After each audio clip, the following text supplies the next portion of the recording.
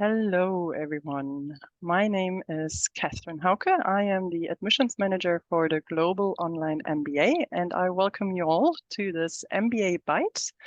I will lead you through this next half an hour, and just the run of the event will be that today we have our reputable Professor Catalina Stefanescu-Cuntze with us. She will give us a great little overview and a nugget of her knowledge about an operational business topic. After that, there will be a bit of time where I will explain more about the Global Online MBA, about the curriculum, and then also about how to apply for it. And at the end, there will be time to answer your questions, but feel free to pop your question into the Q&A already all throughout the next half hour. And yes, if you have anything that's on your mind, just feel free to pop it in there. So let me now share my screen to kick it off. So I would like to now introduce Professor Catalina. She is the Professor of Management and Science and the faculty lead of the ESMT Master in Analytics and Artificial Intelligence. She joined ESMT Berlin in November 2009 as Associate Professor. She has served as the Director of Research for a couple of years and also has been the Dean of Faculty for quite a number of years. And at the moment, she is some of the courses that she is actually teaching are in the Global Online MBA that we also sometimes call GOMBA. For example, she teaches customer analytics and also data-driven decisions.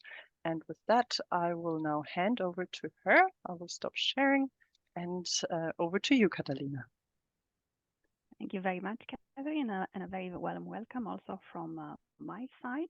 It is a pleasure to be here with you this evening, and I have chosen, and I got this invitation, to talk for the next 10-15 minutes about a topic that I do not cover in my Global Online MBA courses, because it doesn't have to do with data-driven decisions or with customer analytics, but it has very much to do with customers, because we're going to talk about supply chains and in particular about resilient supply chains. Now, of course, resilient supply chains are very much in the news today because this is all what we all would be hoping for. Casting our mind back 3 years ago during the coronavirus crisis, that was the year when the world ran out of everything. And all of the shelves were empty. This was perhaps the most obvious manifestation or illustration of supply chains breakdown. We all know, of course, that the culprit for that huge breakdown was the virus. But unfortunately, things didn't necessarily get better when the world opened up, because we had a war breaking up. And as a result of that, there were new shortages that we were seeing, and shortages continue to be seen due to various very different causes. Now, the overall trend of supply chain disruptions, but also the overall impact, seems to be increasing over time. What you see here on this slide is a increasing frequency and the intensity of a range of natural disasters and financial threats, which lead to numerous supply chain disruptions, essentially a trend that we are seeing increasing year over year. So it is important to understand what triggers the supply chain vulnerability to this perfect storm of threats. And as it turns out, there's 3 main causes that drive breakdowns in supply chain. For one thing, supply chains have recently become, in the last decades, much more fragmented. We're talking here of for complex products. This is due for increasing specializations to the necessity for cost savings. But let me just give you an example to illustrate how fragmented the supply chain of a complex product can be. This is a product that we're probably all familiar with. It's an airplane. In particular, it's an airplane produced by Boeing. And as you can see in this chart, the different parts of the aircraft body are really coming from manufacturers that are covering the entire globe, from the US to Canada to Australia to Europe, Japan, Korea, you name it. There is a piece in the Boeing aircraft that comes from that particular geography. The result of this globalization, of course, the geographical dispersion. And that is due to low-cost strategies for those tasks that are labor-intensive, but also to the demand for specialization. Unfortunately, this also means that we have, as a result, long trade routes. Things have to be shipped back to the manufacturing base, and those trade routes are exposed to idiosyncratic shocks. So what is the solution? Well, if we want to tilt the balance, one solution might be reshoring, or what we talk nowadays, friendshoring, so bringing production close to the home base or to the home market, and therefore shortening the geographical dependencies and the travel links. The resulting compression of supply chain would reduce the risk that is due to transportation. We do have some evidence of that happening after the pandemic. In particular, in France, the government has announced government subsidies for several hundred companies that have announced that they would like to reshore. In US, we see the same trend. For instance, this is just one example. General Motors is reshoring the battery production to Michigan. Intel is building semiconductor plants in Arizona. So there seems to be a trend there, but there's, of course, limits as to how far this reshoring tendency can go. Now, the second cause of supply chain risk is the concentration of supplier on a very small, very narrow base. This is again due to specialization, to cost savings, to potential economies of scale, but also to the ease of managing supplier relationships in an increasingly complex economic environment where we have increasing stakes in terms of environment and social stability. And so perhaps the most extreme example of that supplier concentration is what we see in the semiconducting industry, where the Taiwan Semiconductor Manufacturing Corporation literally dominates the foundry market. More than 60% of the global foundry revenue by volume, and even a higher percentage for the most advanced chips, is coming from this one single corporation. That's a huge concentration that we're talking about, and of course, a huge associated risk. So what is the solution to that? Well, the solution is, of course, to diversify the sources of supply, to invest into relationships with several suppliers to the extent that this is possible. And when that is not possible, some companies or states have even decided to bring production again closer to the home market. And this is what we are seeing now. It's a trend that has started even before COVID. And perhaps the most clear manifestation of that is the recent, as of last year, EU's CHIPS Act, which provides for a huge investment of EU funds into developing a EU-specific capacity for semiconductor manufacturing, with a view of bringing back home, in a way, a large share of semiconducting production. Now, the third reason for the increased risk in supply chain is a concept that has dominated the manufacturing industry for several decades, and that is the just-in-time concept. That, of course, means that supply chains are generally lean, that there is an overall lack or very reduced buffer inventory that is built in at critical points during the chain. And that has a clear impact on efficiency, a positive impact, because inventory, work in progress inventory, has an associated cost. If you have less inventory, then you have less inventory cost, both less storage cost, but less capital requirements cost. You need to have less capital that is tied up in the inventory. There are other benefits as well to just-in-time. You have a reduced risk of obsolescence. You don't risk producing outputs that then the market will not want to buy. There's lower space requirements. There's generally a higher product quality. So there's really many, many benefits, which is why just-in-time has been the dominant paradigm in the global manufacturing industry for many years now.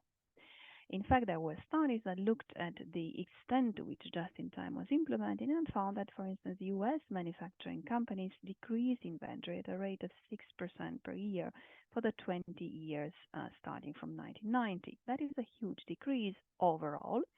And that, of course, has the impact that when a breakdown happens in the supply chain, there is no buffer that can fill in with that capacity, and there's, of course, relatively little insurance against such a risk. So what is the antidote to that? Well, to move from just-in-time to a concept that now is talked about in supply chain circles as just-in-case, meaning to build critical point inventory in those critical points in the supply chain, for instance, before bottlenecks, so that we increase the level of safety stocks and we have a little bit more of a buffer in the case when something goes wrong. We do see evidence of this happening in practice. And in fact, it seems to be the dominant paradigm that many manufacturing companies are applying right now. You see here the results of a McKinsey survey. McKinsey has run a global survey of supply chain leaders at 2 points in time, in 2020 and in 2021. So that was just during the pandemic, in May 2020 when the pandemic hit. They were asked what were the actions that they were planning on taking to limit and to mitigate supply chain failures. And then in 2021, so exactly 12 months later, they went back and they asked, well, what were the actions that you actually did take? So what were you planning to do and what did you end up doing? And as you see here, on the right side of this graph, you see that in May 2020, as the pandemic was raging, as the first wave of the virus hit, there were really a lot of them who were playing to regionalize the supply chain, 38%, to nearshore and increase the supplier base with 40%. But in the end, what happened, and you see here on the left side of the graph, that 61%, a clear majority, ended up increasing the inventory of critical products. 42% ended up increasing the inventory along the supply chain. Of course, this is normal because it is less expensive and it is more immediate. It takes less time to increase the inventory in the supply chain than it takes to regionalize the supply chain, to select new suppliers and to invest in new manufacturing capacity. So it seems that this is the direction in which manufacturing strategy is going. And overall, what we're seeing here is really the tension, in a way, the trade-off between efficiency and resilience. Because when we're talking about resilient supply chain, in general, from an evolutionary perspective, resilience is critical for survival. It is the ability to withstand sudden shocks, sudden changes in the environment, and to survive afterwards, whereas efficiency is, of course, the perfect adaptation to the existing environment, leanness, and it has a major role to play in the manufacturing environment today, and will continue to do so. So perhaps the best paradigm moving forward is to keep the balance between the two, keeping in mind that, of course, the consumers and the markets would demand short-term efficiency, but that resilience is absolutely necessary in the medium and long term for mere survival. And that is perhaps where the discussion in supply chain circles is happening right now. There's a lot of debate, and I'm sure we're going to see a lot of very interesting decisions being taken in the coming future. So thank you very much, and if there's any questions, I would be very happy to take them. Thank you, Catalina. That was definitely a lot of food for thought. Thank you for that. As I said, if any one of you have any questions for Catalina, feel free to pop them into the Q&A so she can answer them straight away, or maybe also at the end of the session. So if I may jump into my part of the presentation now. So I'm talking a little bit more about the Global Online MBA. And it is basically a program that combines general management with technology innovation and also global experience electives.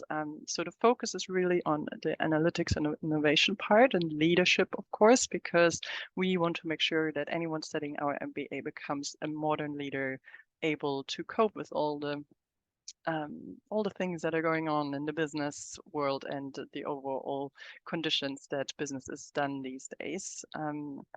So the interaction and the networking part of the MBA is always a very big focus for anyone that want to study an MBA. And so we cater to that by our very innovative learning platform. The Global Online MBA being a fully online MBA means that, of course, networking is still on top of our mind. And we cater to that with our very innovative learning platform. Anyone studying it will connect with their classmates via multiple interactive channels, as well as with of course, the lecturers and the learning tutors and the program managers. Our Learning Innovation Lab is also there to make sure to embrace the latest developments and integrating them into the curriculum and how it's all taught, the technology behind it, integrating the latest learning modules and also the latest techniques. And if you wonder who actually ESMT Berlin is, so we are actually #1 business school in Germany.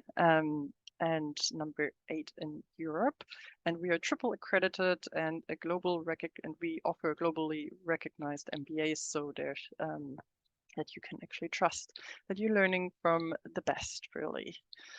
So looking more in depth into the curriculum. So here you can see the structure, the overall structure of the Global Online MBA. Everyone starts off with a module that is called Managing in a Connected World. And once you have completed that, then you dip into the core modules. And so they cover a solid foundation in general management. You can see there words like decision-making and market and organization and strategy, basically. So that covers all the strong pillars of how to be a good business leader. There will also be a chance to make your MBA experience your own with the electives, and I will talk about that more in the next slide. But for the last module that you will go through, which is the final project, there you take everything that you learned in the Global Online MBA and you apply it to a current business problem. And that will be really the crowning moment of your MBA. So more in depth of what these modules entail. So these 7 modules, they look basically at a problem from 3 different sides, each of them individually. So taking, for example, understanding your market. So there are 3 courses within that module. The economics of the market, marketing and sales in the digital world, and customer analytics. So marketing really basically from looking at it from 3 different sides. And so that kind of model is you can find in each of the modules that you go through. You can see there a list of all the electives you can choose from. So from negotiations to digital economy, embracing technological change. So there you can see kind of the technological focus, as well as being a forward-thinking, entrepreneurial-minded person. So you can dive deeper into that. And then also what really most of our Global Online MBA students are looking forward to are the experience weeks.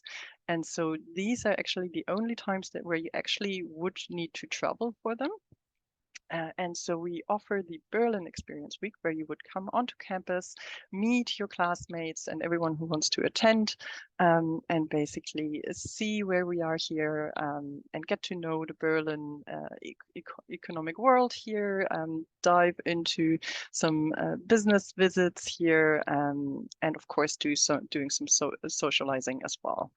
A second opportunity to travel and kind of see a different way of doing business is with the Global Experience Week, where anyone who wants to participate in that decides where they want to go. And for example, this year, the participants went to South Africa. Next year, for example, it was already decided by the participants that they want to go to Mexico. So each year there might be a different destination that the participants decide to go to.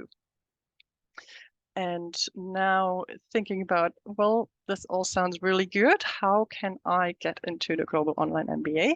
And so the applicants that we're really looking for are excellent in their analytical abilities. They have an international outlook, ideally, intercultural competence. Of course, they can work well in teams because our Global Online MBA is actually really teamwork oriented. So that you can make sure that you do actually get to know your classmates, even though you study fully online. And of course, our applicants should show leadership potential with a strong desire to study part-time next to their probably already quite busy lives, working full-time or looking after a family or any other private engagements. So wanting to study part-time next to your life, that is also needs to be a desire of our applicant. And so what you need to apply is, first of all, we would like to see your CV that shows at least 3 years of postgraduate work experience. Postgraduate means that you have already at least a, say, bachelor level degree of at least 3 years. And so for that, we would need to see your transcripts. And also we require a admissions test. So that could be either our own version, ESMT has an own version, but there's also, of course, the possibility to do the GMAT Focus, or GRE. We require 2 professional recommendations, and if applicable, proof of English language. So if you are a native speaker of English, or you have studied in English, or you have been working at least 12 months in a fully English-speaking professional setting, then that requirement might be waived. So the date to keep in mind is, of course, our next intake. It starts in May next year, at the end of May. And so the application deadline for that would be the beginning of May. But if you want to be smart about it and save yourself a little bit of money, then there is an early application discount that you can take advantage of if you apply for the Global Online MBA until the 21st of January. So still a few months where you can gather all of your documents and, of course, get in touch with the admissions office, so that is myself and my colleagues, and ask about your individual case. How does your profile fit into our applicant pool? If you have any specific questions about your background, of course, we're happy to connect and even connect you to current Global Online MBA students, if you wish so. And otherwise, we're always happy to chat. So this is really already all I wanted to say right now, but of course I'm happy to take any questions. And I can see that there are a couple of questions about the ranking. So we have a ranking. So for the Global Online MBA, I have to say that that in particular is not ranked just because we haven't had a graduating class yet. So within how the rankings are done is that they usually ask alumni of how they went through the program, how they found it, their opinion, and also how they went afterwards after graduating. And so because we have our first graduation actually now coming up in November, and the Global Online MBA is still quite new. And so we haven't actually have a ranking for the Global Online MBA yet. And in terms of if you can proceed with a PhD after this program, so our Global Online MBA is a Master of Business Administration. So of course you would need to check on the particular conditions of how you can apply for a PhD program of the university that you're interested in. But I do know that there are PhD students here at ESMT, so that is probably a question for the admissions office that looks after the PhD applications. If you, I haven't put an email address for the admissions office in there. So anyone who wants to get in touch with the admissions office, the email to note is admissions@esmt.org. So admissions@esmt.org if you want to have your profile evaluated.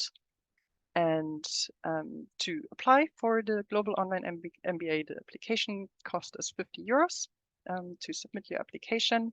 And the overall tuition cost for the program is, for the May 2024 intake, is €28,000 for the whole program.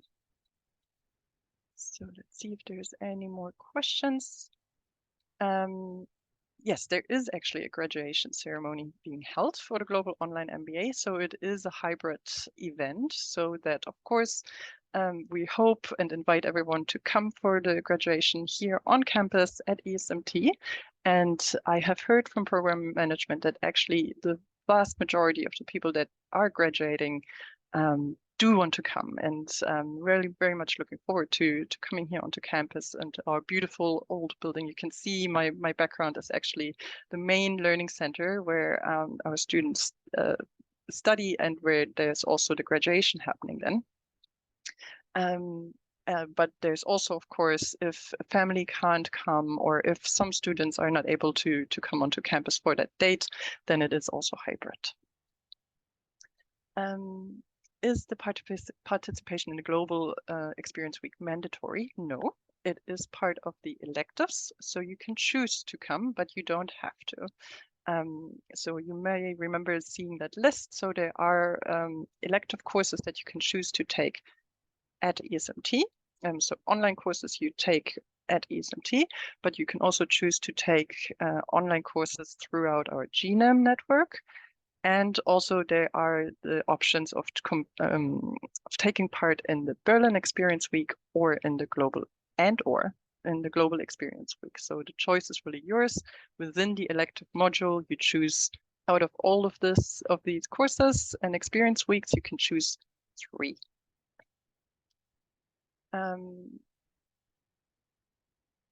And so how it goes is that the whole group that said, yes, we are interested in taking up the Global Experience Week would be given a choice of 2 to 3 locations.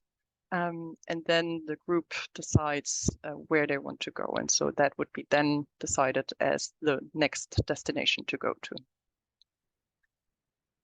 The ESMT admissions test is called the BAT, Business Admissions Test. And so that is a really good alternative for the GRE or the GMAT, for example, because it is just that a little bit more, it was specifically designed for ESMT and what we want to test in an applicant. And so therefore, it's not as extensive to prepare for as, say, for example, the GMAT. So usually we do give our applicants about 4 weeks to apply, to sign up for it and to prepare for it. And then it does cost $100 to take it. It can be taken at any time. It is fully online. And so it's quite convenient, actually. We have had the feedback from our applicants that they do find it quite convenient. If you want to receive more information about that, then also feel free to email the admissions office. I say the email again, it's admissions@esmt.org. And so that is already the time. Thank you so much again, Catalina, of course, for your really, really great insights. Everyone who has joined, I'm happy that we did get a few questions answered as well. And so I wish everyone a great evening. Thank you very much.